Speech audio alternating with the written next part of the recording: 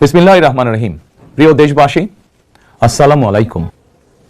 গণতান্ত্রিক উত্তরণের এক ঐতিহাসিক সন্ধিক্ষণে উপনীত বাংলাদেশ।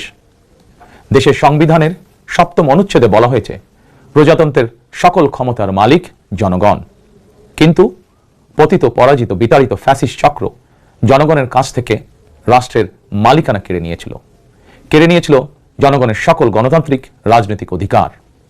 অবশেষে দীর্ঘ আন্দোলন সংগ্রামের ধারাবাহিকতায় হাজারো প্রাণের বিনিময়ে জনগণের কাছে রাষ্ট্রের মালিকানা ফিরিয়ে দেওয়ার এক মাহেন্দ্রক্ষণ আমাদের সামনে উপস্থিত।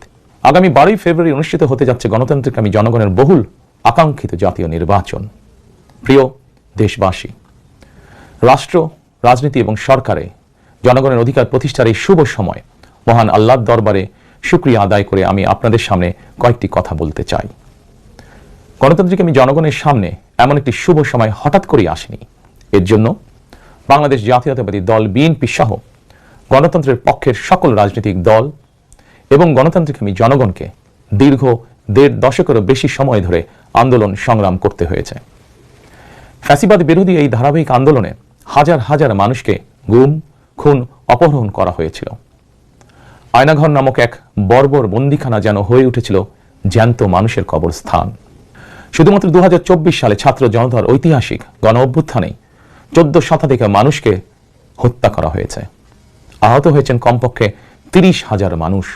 বাংলাদেশের জন্মযুদ্ধ থেকে আজ পর্যন্ত দেশে গণতন্ত্র এবং মানুষের অধিকার প্রতিষ্ঠার জন্য বিভিন্ন সময় যারা শহীদ হয়েছেন তাদের মাগফিরাত কামনা করছে। যারা আহত হয়েছেন তাদের প্রতি জানাই গভীর সহানুভূতি এবং সহমর্মিতা। হতাহতদের শোক সন্তপ্ত পরিবারের প্রতি জানাই গভীর সমবেদনা।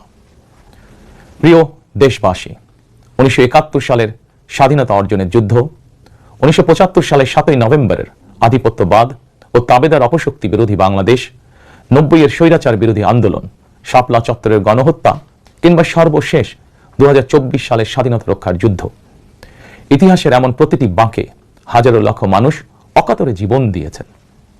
একটি প্রাণের সমাপ্তির মধ্যে দিয়ে একটি পরিবারের স্বপ্ন ও সম্ভাবনা, আশা, আকাঙ্ক্ষারও মৃত্যু ঘটে। এই মানুষগুলো কেন এমন অকাতরে জীবন দিয়েছিলেন? কি ছিল তাদের চাওয়া? কোনো কিছু দিয়েই মৃত্যুর প্রতিদান হয় না। তাহলে কি এত প্রাণের বিসর্জন বৃথা হয়ে যাবে? না, অবশ্যই বৃথা যেতে দিতে পারি না।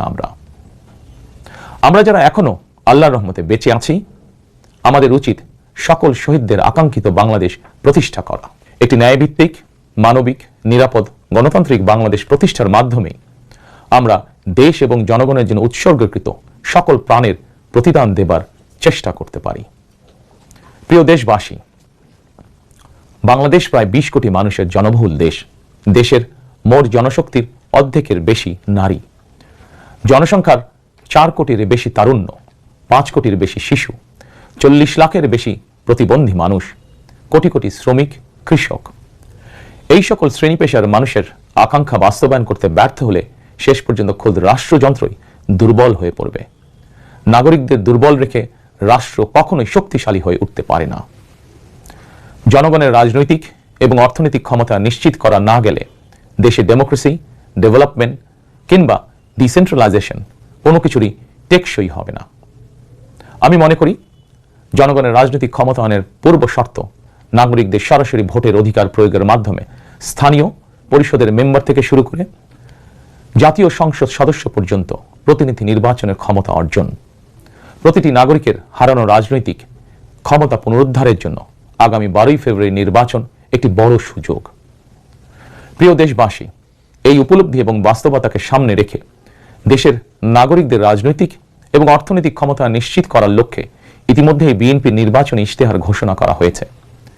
প্রতিটি সেক্টর এবং প্রতিটি শ্রেণী পেশার মানুষকে লক্ষ্য করে একটি স্বনির্ভর বাংলাদেশ বিনির্মাণের জন্য আমরা আমাদের পরিকল্পনা সাজিয়েছি। বর্তমান প্রজন্মের সামাজিক, অর্থনৈতিক, রাজনৈতিক অধিকার পুনর্বহাল এবং ভবিষ্যৎ প্রজন্মের জন্য একটি নিরাপদ মানবিক বাংলাদেশ প্রতিষ্ঠার লক্ষ্য নিয়েই চূড়ান্ত করা হয়েছে বিএনপির সকল পরিকল্পনা। বিশেষ করে দেশের সকল তরুণ তরুণী, বেকার জনগোষ্ঠী এবং নারীদের জন্য দেশে বিদেশে কর্মসংস্থান এবং কর্ম পরিবেশ নিশ্চিত করাই এবার বিএনপির প্রথম এবং প্রধান অগ্রাধিকার। আমি ইশতেহারে উল্লেখিত কয়েকটি বিষয় খুব সংক্ষিপ্তভাবে আজ আবারও দেশবাসীর সামনে তুলে ধরতে চাই। প্রিয় দেশবাসী, বেকার সমস্যা নিরসনের লক্ষ্যে ব্যাংক, বিমা, পুঁজিবাজার সহ দেশের অর্থনৈতিক খাতের সার্বিক সংস্কার, অঞ্চল ভিত্তিক অর্থনীতিকে চাঙা করা এবং শিল্প ও বাণিজ্যে দেশি বিদেশি বিনিয়োগ বৃদ্ধির মাধ্যমে দেশে বিদেশে 1 কোটি কর্মসংস্থান তৈরির লক্ষ্যমাত্রা নির্ধারণ করা হয়েছে। এভাবে পর্যায়ক্রমিকভাবে 1 কোটি কর্মসংস্থান তৈরির লক্ষ্যমাত্রা অর্জনের জন্য কয়েকটি সেক্টরকে বিশেষভাবে চিহ্নিত করে নতুন কর্মসংস্থান তৈরির উপায় এবং কর্মকৌশল নির্ধারণ করা হয়েছে। এরই অংশ হিসাবে দেশব্যাপী কারিগরি এবং ব্যবহারিক শিক্ষা প্রদানের মাধ্যমে বেকার জনগোষ্ঠীকে দক্ষ জনশক্তিতে রূপান্তরিত করা হবে। কলেজ, মাদ্রাসা, বিশ্ববিদ্যালয় বিনামূল্যে স্কিলস ডেভেলপমেন্ট, ফ্রিল্যান্সিং এবং আউটসোর্সিং প্রশিক্ষণ প্রদান করা হবে, যাতে করে বেকার যুবক কিংবা তরুণ তরুণীরা দেশে বিদেশে উচ্চ বেতনের চাকরির জন্য প্রস্তুত হয়ে সরাসরি কর্মক্ষেত্রে কর্মসংস্থানে যুক্ত হতে পারেন। প্রতিটি অঞ্চল ভিত্তিক স্থানীয়ভাবে বিখ্যাত এবং ঐতিহ্যবাহী পণ্যের উৎপাদন এবং বাজারজাতকরণের জন্য বিশেষ উদ্যোগ নেওয়ার প্রস্তুতি রয়েছে। স্থানীয় কুটির শিল্প ও এসএমই খাত বিকশিত করার জন্য সহজ এবং স্বল্প সুদে ঋণ সুবিধা দেওয়ার পরিকল্পনা আমাদের রয়েছে। বৈশ্বিক ই-কমার্স প্ল্যাটফর্মের পণ্য রফতানির লক্ষ্যে বেসরকারি শিল্প সম্প্রসারণ ও কর্মসংস্থান সৃষ্টির সহায়ক উদ্যোগ নেওয়ার পরিকল্পনা নেওয়া হয়েছে। সাইবার নিরাপত্তা, outsourcing, data processing, artificial intelligence, semiconductor সহ আইটি সেক্টরে নতুন শিল্প গড়ে তোলার পরিকল্পনা নেওয়া হয়েছে। এইসব সেক্টরে প্রতি বছর সরাসরি 2 লক্ষ এবং ফ্রিল্যান্সিং, ক্রিয়েটিভ ইন্ডাস্ট্রি ও কন্টেন্ট ক্রিয়েশনের মাধ্যমে পরোক্ষভাবে আরও 8 লক্ষ কর্মসংস্থান তৈরির লক্ষ্যমাত্রা নির্ধারণ করা হয়েছে। প্রিয় দেশবাসী, বিভিন্ন পরিসংখ্যান অনুযায়ী বর্তমানে দেশে বেকারের সংখ্যা 27 লাখের বেশি। এর মধ্যে প্রায় 9 লক্ষ রয়েছেন স্নাতক ডিগ্রিধারী উচ্চশিক্ষিত বেকার। এদের মধ্যে প্রায় 22% তরুণ তরুণী কোনো প্রকার শিক্ষা, চাকরি ও প্রশিক্ষণে সম্পৃক্ত নয়। এই বিপুল সংখ্যক বেকারের অধিকাংশই 15 থেকে 29 বছর বয়সী। 12 ফেব্রুয়ারি নির্বাচনে জনগণের রায় বিএনপি সরকার গঠন করতে সক্ষম হলে বিএনপি শিক্ষিত তরুণ তরুণীদের জন্য 6 মাস থেকে সর্বোচ্চ 1 বছর কিংবা কর্মসংস্থান না হওয়া পর্যন্ত বিশেষ আর্থিক ভাতা প্রদান করার সিদ্ধান্ত নিয়েছে। আমরা মনে করি এই বেকার ভাতা হয়তো একজন শিক্ষিত বেকারকে সে উদ্যোগে কর্মসংস্থান সৃষ্টির ক্ষেত্রে সক্ষমতা অর্জনেও সহায়ক ভূমিকা রাখবে। প্রিয় দেশবাসী, দেশের অর্ধেক জনশক্তির বেশি নারী শক্তিকে রাষ্ট্র, রাজনীতি, অর্থনীতির মূলধারার বাইরে রেখে দেশের অগ্রগতি সম্ভব নয়। দেশে প্রায় 4 কোটি পরিবার রয়েছে। যদি আপনারা বিএনপিকে রাষ্ট্র পরিচালনার দায়িত্ব দেন, তাহলে আমরা এবার প্রথমবারের মতন দেশে প্রতিটি পরিবারের জন্য ফ্যামিলি কার্ড ইস্যু করার চূড়ান্ত সিদ্ধান্ত নিয়েছি। পরিবারগুলোর নারী প্রধানের নামে ফ্যামিলি কার্ড ইস্যু করা হবে। তবে প্রথম পর্যায়ে অর্থনৈতিকভাবে পিছিয়ে থাকা প্রান্তিক এবং নিম্ন আয়ের পরিবারকে সুরক্ষা দিতে ফ্যামিলি কার্ডে প্রতি মাসে 2,500 টাকা কিংবা সমমূল্যে নিত্য প্রয়োজনীয় খাদ্য সহায়তা দেওয়া হবে। ফ্যামিলি কার্ডের মাধ্যমে আর্থিক সহযোগিতার পরিমাণ, প্রয়োজন এবং বাস্তবতার নিরিখে পর্যায়ক্রমে বাড়ানো হবে। ফ্যামিলি কার্ডটিকে আমরা নারীর অর্থনৈতিক ক্ষমতায়নের প্রতীক হিসাবে মনে করি। প্রিয় ভাই ও বোনেরা, দেশনেত্রী মরহুমা বেগম খালেদা জিয়া নারী শিক্ষার উন্নয়নে দেশে স্নাতকোত্তর পর্যন্ত বিনা বেতনে শিক্ষার সুযোগ চালু করেছিলেন। আপনারা বিএনপিকে আবারও রাষ্ট্র পরিচালনার দায়িত্ব দিলে নারীদের বিনা বেতন শিক্ষা গ্রহণের সুবিধা অব্যাহত রাখার পাশাপাশি নীতি নির্ধারণে নারীর অংশগ্রহণ ও ভূমিকা বাড়ানো হবে। নারী উদ্যোক্তাদের আর্থিক ও দক্ষতা উন্নয়নে বিশেষ সহায়তা প্রদানের পাশাপাশি আনুষ্ঠানিক খাতে নারী কর্মসংস্থান বৃদ্ধি করার পরিকল্পনা আমাদের রয়েছে। উপজেলা পর্যায়ে বিশেষায়িত নারী কল্যাণ কেন্দ্র প্রতিষ্ঠা করার পরিকল্পনা আমাদের রয়েছে। স্বাচ্ছন্দ্যে চলাফেরা নিশ্চিত করতে শুধুমাত্র নারীদের জন্য বিশেষায়িত ইলেকট্রিক পরিবহন চালু করা হবে। কর্মপরিবেশ নিশ্চিত করতে কর্মস্থলে ডে কেয়ার ও ব্রেস্ট ফিডিং কর্নার স্থাপন করা হবে। এছাড়া বিশেষ করে রাজধানী ঢাকা সহ বিভাগীয় শহরগুলোতে কয়েকটি নির্দিষ্ট স্থানে হাইজেনিক বাথরুম নির্মাণের পরিকল্পনা আমাদের রয়েছে। আমাদের সমাজের নারীরা নানাভাবে হয়রানি এবং সহিংসতার শিকার হন। বর্তমান সময়ে নারীর প্রতি সাইবার বুলিং উদ্বেগজনক রূপ নিয়েছে। বুলিং সহ নারীর প্রতি যে কোনো ধরনের সহিংসতা বন্ধে কঠোর আইন প্রয়োগের পরিকল্পনা এবং সিদ্ধান্ত আমাদের রয়েছে। নারী নির্যাতন ও ধর্ষণের বিরুদ্ধে দৃষ্টান্তমূলক শাস্তি নিশ্চিত অবশ্যই ইনশাআল্লাহ করা হবে। প্রিয় দেশবাসী, সময়ের সাথে সাথে অর্থনীতির নানা খাতে বাড়লেও দেশের অর্থনীতি এখনো মূলত কৃষি নির্ভর। বিএনপি বিশ্বাস করে কৃষকের স্বার্থ রক্ষার অর্থ দেশের স্বার্থ রক্ষা। এজন্যই আমরা বলি, বাঁচলে কৃষক বাঁচবে দেশ। এই উপলব্ধি থেকেই আমরা কৃষকদের স্বার্থ রক্ষার জন্য কৃষকদের জন্য ফার্মার্স কার্ড ইস্যুর উদ্যোগ নিয়েছি। এই কার্ডের মাধ্যমে কৃষক একদিকে কৃষি সংক্রান্ত হালনাগাদ তথ্য পাবেন, অপরদিকে সরকারের কাছ থেকে পাবেন আর্থিক এবং অন্যান্য প্রয়োজনীয় সহযোগিতা। দেশে কোটি কোটি কৃষক শ্রমিক রয়েছেন, অধিকাংশই কর্মক্ষম কৃষকদের জন্য একদিকে যেরকম কর্মসংস্থান প্রয়োজন, অপরদিকে প্রয়োজন তাদের শ্রমের ন্যায্য মজুরি এবং নিরাপদ কর্মপরিবেশ। আমরা মনে করি কর্মক্ষম এই জনশক্তির শ্রমই হতে পারে বাংলাদেশকে পুনরায় স্বনির্ভর ও সমৃদ্ধ বাংলাদেশে রূপান্তরের চাবিকাঠি। এ কারণেই আমরা বলি, করব কাজ, গড়ব দেশ, সবার আগে বাংলাদেশ।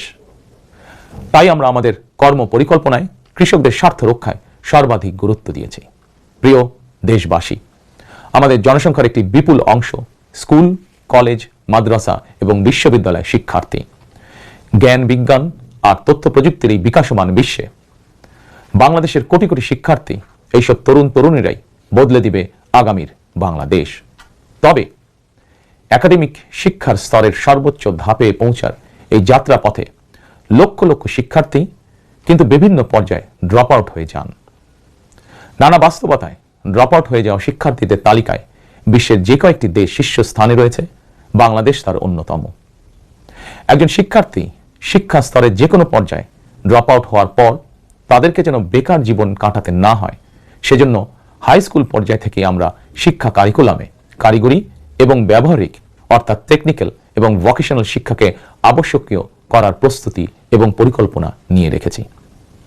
একই সঙ্গে দেশের জনশক্তিকে জনসম্পদে রূপান্তর করতে বাংলা এবং ইংরেজির পাশাপাশি হাই স্কুল পর্যায় থেকে সিলেবাসে তৃতীয় আরেকটি ভাষা শিক্ষার ব্যবস্থা রাখার সিদ্ধান্ত এবং পরিকল্পনা আমরা গ্রহণ করেছি। আমরা মনে করি একজন ব্যক্তির একাধিক ভাষা জ্ঞান থাকলে বিশ্বের যে কোনো দেশেই কর্মসংস্থানের অভাব হবে না। বৈশ্বিক চ্যালেঞ্জ মোকাবেলা করে একজন শিক্ষার্থী যাতে যোগ্যতম হিসেবে এগিয়ে যেতে পারেন, সেই চিন্তাকে সামনে রেখেই আমরা শিক্ষা বিশেষজ্ঞদের গবেষণা এবং সুপারিশের ভিত্তিতে শিক্ষা কারিকুলাম পরিমার্জনের পরিকল্পনাও চূড়ান্ত করেছি। আমরা শিক্ষা কারিকুলাম এমনভাবে ঢেলে সাজানোর প্রস্তুতি নিয়েছি যাতে সকল শিক্ষার্থী শিক্ষা স্তরের প্রতিটি ধাপে একাডেমিক জ্ঞানের পাশাপাশি একটি বিশেষ কারিগরি ব্যবহারিক শিক্ষার দক্ষতাও অর্জন করতে সক্ষম হন। প্রিয় দেশবাসী, আমরা রিজিকে বিশ্বাস করি এবং সাধারণত আমরা রিজিক বলতে খাওয়া দাওয়া কিংবা অর্থ সম্পদকেই বুঝি। তবে ধর্মীয় দৃষ্টিতে রিজিকের একাধিক স্তর রয়েছে। সবচেয়ে গুরুত্বপূর্ণ একটি স্তর হচ্ছে মানুষের শারীরিক ও মানসিক সুস্থতা। শারীরিক ও মানসিক সুস্থতার জন্য আমরা জনগণের স্বাস্থ্যসেবা নিশ্চিত করার কার্যকর উদ্যোগ এবং পরিকল্পনা গ্রহণ করেছি। জনগণের দোরগোড়ায় চিকিৎসা সেবা পৌঁছে দিতে prevention is better then cure, অর্থাৎ প্রতিকারের চেয়ে প্রতিরোধী উত্তম, আমরা এই নীতিতে প্রবর্তন করতে চাই। এই লক্ষ্যে আমরা প্রাথমিক স্বাস্থ্য ও চিকিৎসা কোর্স সম্পন্ন করিয়ে সারা দেশে 1 লক্ষ হেলথ কেয়ার নিয়োগ দেওয়ার পরিকল্পনা গ্রহণ করেছি। নিয়োগ পাওয়া হেলথ কেয়ারদের শতকরা 80% হবেন নারী সদস্য। প্রতিটি ইউনিয়ন পর্যায়ে নিয়োগ পাওয়া হেলথ কেয়ারগণ মানুষের দোরগোড়ায় যাবেন এবং তাদেরকে প্রাথমিক চিকিৎসা ও পরামর্শ দেবেন। আমরা মনে করি কোনো রোগ প্রতিরোধের ব্যাপারে প্রাথমিক পর্যায়ে সঠিক পরামর্শ পেলে অনেক রোগী শুরুতেই নিরাময় করা সম্ভব হয়ে ওঠে। প্রিয় দেশবাসী, বিজ্ঞান ও তথ্য প্রযুক্তির বর্তমান বিশ্ব আরও এক ধাপ এগিয়ে এখন কৃত্রিম বুদ্ধিমত্তার যুগে প্রবেশ করেছে। চাইলেও কারো পক্ষে এর প্রভাব থেকে মুক্ত থাকা সম্ভব নয়। রাজনীতি, রাষ্ট্রনীতি, অর্থনীতি সবকিছুই এখন তথ্য প্রযুক্তিকে ঘিরেই আবর্তিত হচ্ছে। সুতরাং তথ্য প্রযুক্তির বিশ্ব শাসন করার মতন মেধা, যোগ্যতা, জ্ঞানে, বিজ্ঞানে আমাদের তরুণ সমাজ সমৃদ্ধ না হতে পারলে ভবিষ্যতের চ্যালেঞ্জ মোকাবেলা আমাদের পক্ষে অসম্ভব হয়ে পড়বে। এই চ্যালেঞ্জ মোকাবেলায় রাষ্ট্রীয় নীতি কি হবে, বিএনপি ইতিমধ্যেই সেই সব কার্যক্রম চূড়ান্ত করেছে। আইসিটিকে দেশের অন্যতম থ্রাস্ট সেক্টর হিসেবে চিহ্নিত করে ফ্রিল্যান্সিং এবং আউটসোর্সিং সহ তথ্য প্রযুক্তি খাতকে রাষ্ট্রীয়ভাবে সহযোগিতা করার নীতিমালা চূড়ান্ত করেছে বিএনপি। প্রিয় দেশবাসী, আপনারা জানেন সকল বাধা উপেক্ষা করে 2023 সালে ফ্যাসিবাদী শাসন আমলেই বিএনপি রাষ্ট্র মেরামতের 31 দফা উপস্থাপন করেছিল। এরপর প্রতিটি দফা কিভাবে বাস্তবায়ন করা হবে সেই বিষয়ে দেশে প্রবাসে বসবাসরত সংশ্লিষ্ট ক্ষেত্রে বিশেষজ্ঞদের সঙ্গে মাসের পর মাস আলোচনা করে কর্ম পরিকল্পনা বাস্তবায়নে প্রক্রিয়া এবং পদ্ধতিও চূড়ান্ত করা হয়েছে। প্রতিটি দফা বাস্তবায়নে ব্যয় নির্বাহের খাতও যথাযথভাবে চূড়ান্ত করা হয়েছে। কারণ আমরা মনে করি দেশ এবং জনগণের স্বার্থে কোনো শুভ উদ্যোগ নিলে সমস্যা হওয়ার কোনো কারণ নেই।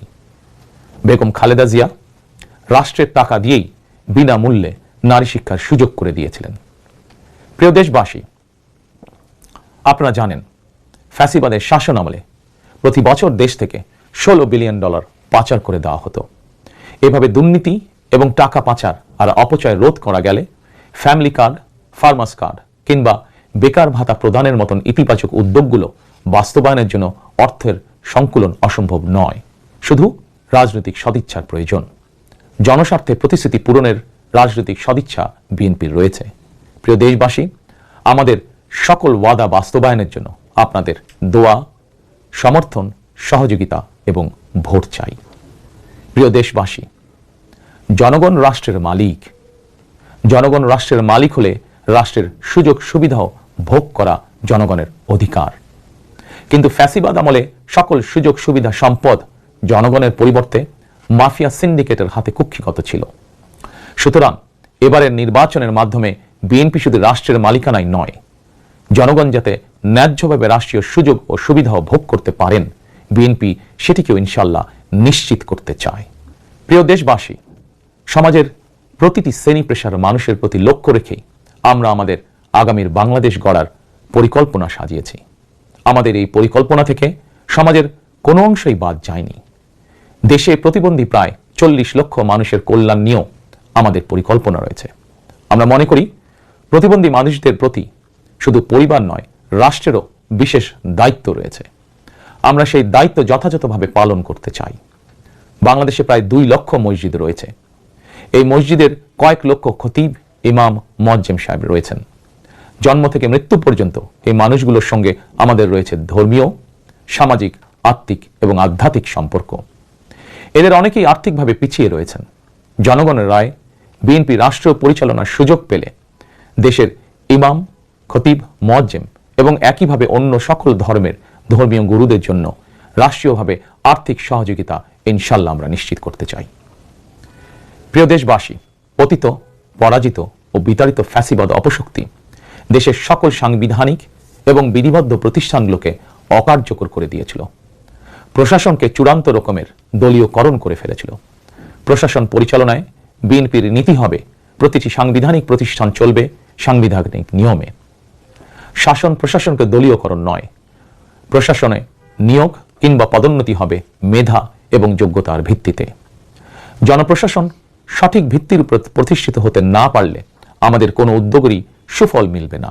আমরা ইতিমধ্যেই জনগণের সামনে উপস্থাপিত আমাদের দলীয় ইশতেহারে বলেছি, জনগণের রায় বিএনপি রাষ্ট্র পরিচালনার দায়িত্ব পেলে সরকারি কর্মকর্তা এবং কর্মচারীদের জন্য যথাসময়ে জাতীয় পে স্কেল ঘোষণা এবং বাস্তবায়ন করা হবে।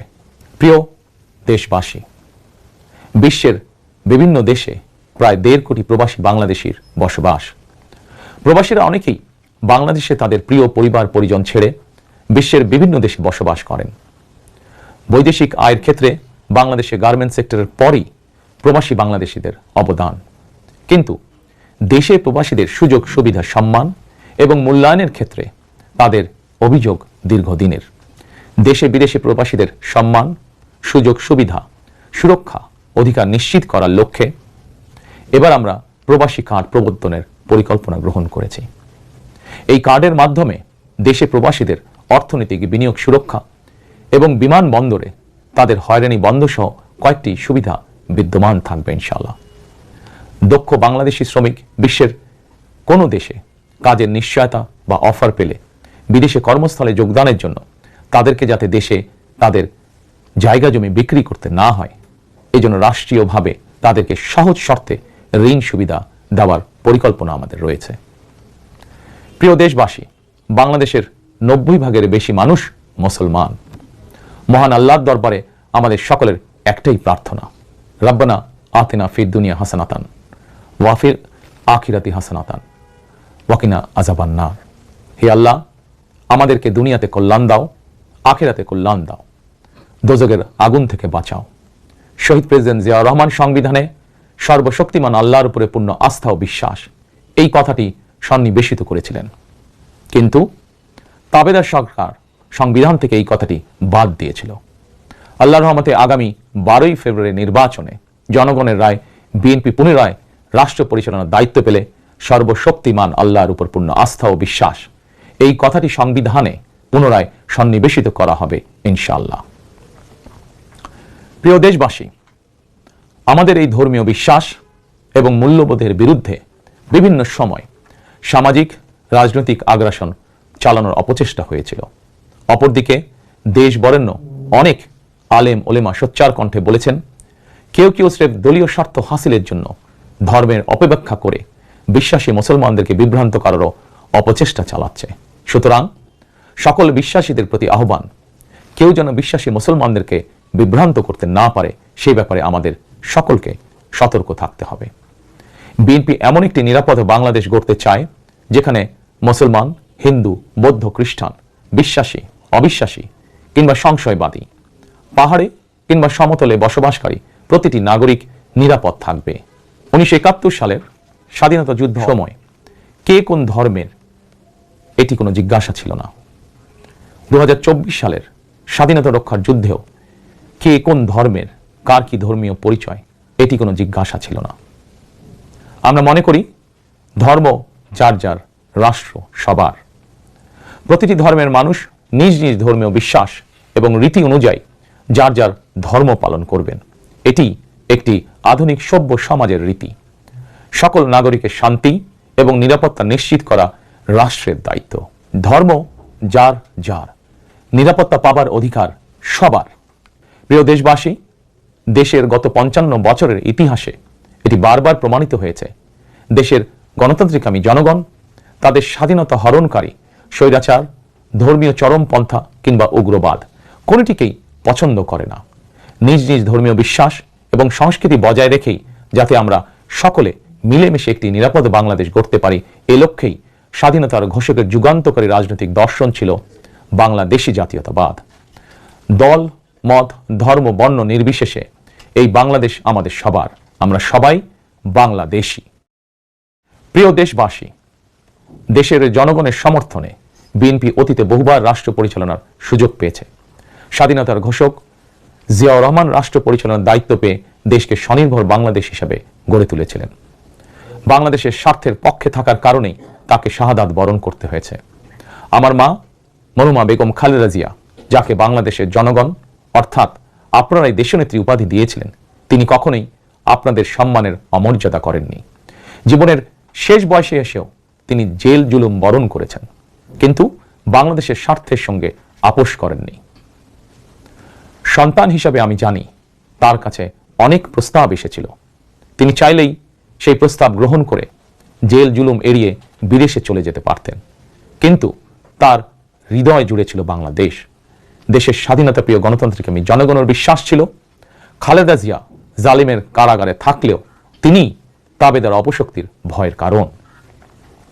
খালেদা জিয়াও জনগণের বিশ্বাস এবং ভালোবাসার মর্যাদা দিয়েছিলেন, তিনি দেশেই থেকেছিলেন শেষ দিন পর্যন্ত। প্রিয় দেশবাসী, ফ্যাসিবাদ মুক্ত বাংলাদেশে আপসীন নেত্রী বেগম খালেদা জিয়া দেশে পুনরায় গণতন্ত্রকে প্রাতিষ্ঠানিক রূপ দিতে চেয়েছিলেন, জনগণের অধিকার প্রতিষ্ঠা করতে চেয়েছিলেন। দেশের স্বাধীনতা প্রিয় গণতান্ত্রিকামী জনগণের সামনে খালেদা জিয়ার আকাঙ্ক্ষা পূরণের সেই সময় উপস্থিত। আগামী 12ই ফেব্রুয়ারি রাষ্ট্র ও সরকারে জনগণের অধিকার প্রতিষ্ঠার দিন। দেশনেত্রী খালেদা জিয়া জনগণের চূড়ান্ত বিজয় দেখে যেতে পারেননি। প্রিয় দেশবাসী, সারা দেশের সকল ছাত্র জনতা, কৃষক, শ্রমিক, রিক্সা চালক, গার্মেন্টস কর্মী, ফুটপাতের হকার থেকে শুরু করে শিক্ষক, সাংবাদিক, শিল্পী, বুদ্ধিজীবী, পেশাজীবী, শ্রমজীবী, সরকারি বেসরকারি চাকরিজীবী, ব্যবসায়ী কিংবা শিল্প উদ্যোক্তা এবং দেশের সকল মায়েরা, বোনেরা, সবার কাছে আমার বিনীত আবেদন, আপনারা যারা শহীদ জিয়াকে ভালোবাসেন, দেশনেত্রী বেগম খালেদা জিয়াকে ভালোবাসেন, স্বাধীনতা ও গণতন্ত্রকে ভালোবাসেন, আগামী 12ই ফেব্রুয়ারি জাতীয় নির্বাচনে আপনারা ধানের শীষকে বিজয় করুন। ধানের শীষের বিজয়ের অর্থ বাংলাদেশের বিজয়। ধানের শীষের বিজয়ের অর্থ স্বাধীন, সার্বভৌম, তাবেদার মুক্ত বাংলাদেশ। প্রিয় দেশবাসী, শহীদ জিয়া আর দেশনেত্রী বেগম খালেদা জিয়ার সাফল্য যাত্রা অব্যাহত রাখতে আমি আমার দলের নেতাকর্মীদেরকে সঙ্গে নিয়ে বিএনপির রাজনৈতিক, সামাজিক, অর্থনৈতিক কর্মসূচিগুলো বাস্তবায়নের জন্য দীর্ঘদিন থেকে হাতে কলমে প্রস্তুতি নিয়েছি। 2001 সালে যখন আপনাদের সমর্থনে বিএনপি রাষ্ট্র পরিচালনার দায়িত্ব পালন করেছিল, আমি তখন সরকারের অংশ হইনি। তবে বিএনপির একজন কর্মী হিসাবে সারা দেশে প্রতিটি জেলা, উপজেলা, গ্রাম, নগর, বন্দরে ঘুরেছি।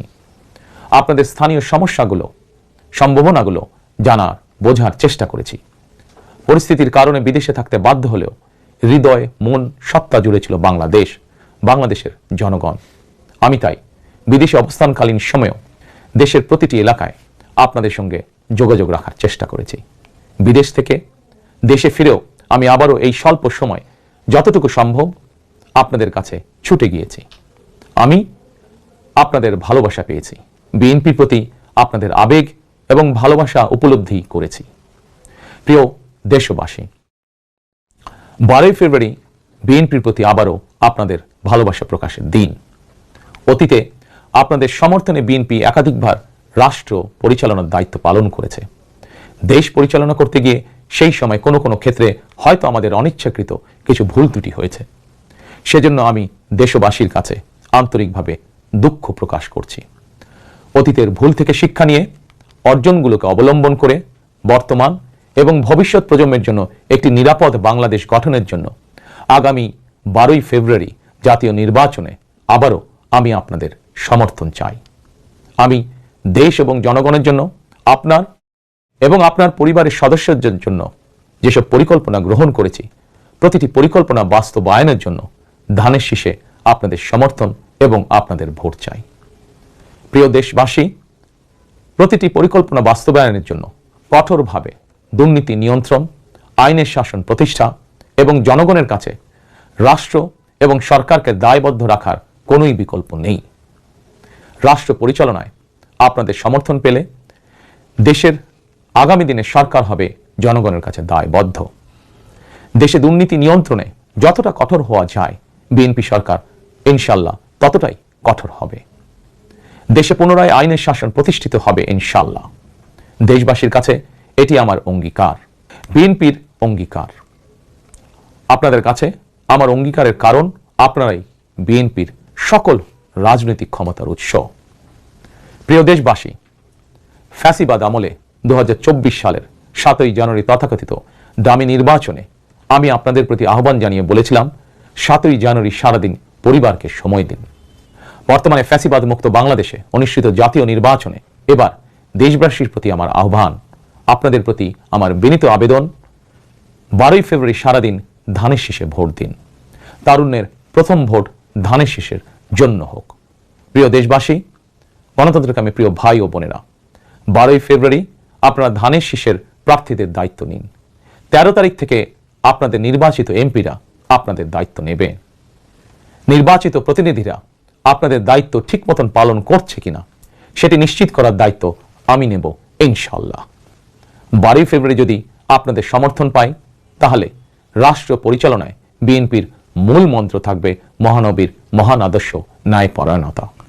12ই ফেব্রুয়ারি জনগণের বাংলাদেশে জনগণের অধিকার প্রতিষ্ঠার এই দিনে আমি আল্লাহর দরবারে ধানের শীষের বিজয় কামনা করে আমার বক্তব্য শেষ করছি। 12ই ফেব্রুয়ারি সারাদিন ধানের শীষে ভোট দিন। আল্লাহ হাফেজ। বাংলাদেশ জিন্দাবাদ। বাংলাদেশ জাতীয়তাবাদী দল জিন্দাবাদ।